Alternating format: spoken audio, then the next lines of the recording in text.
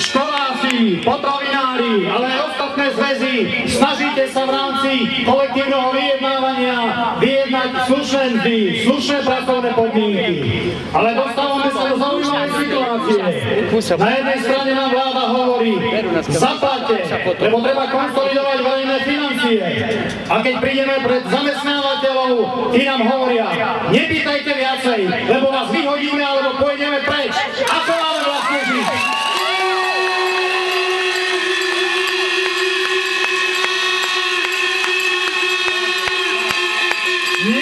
Niekto to veľmi dobre vymyslel, niekto to veľmi dobre nanafičil.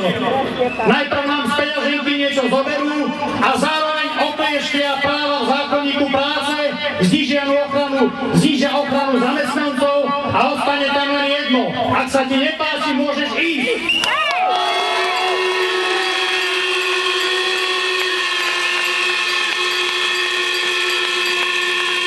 Keď hovoríme, že tu nechceme Grécko, ale nechceme ani Čínu, ani Indiu, kde ľudia robia za $80 na mesiac a spia v práci, pretože sa im neoplatí chodiť do roboty. Toto tu nechceme.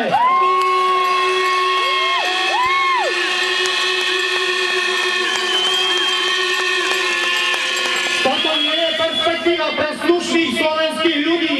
Toto nie je perspektíva ani pre mladých ľudí. Aj preto teraz vystúpi Erika Bršová, predsednička komisie mladých z Konfederácie odborových zväzov.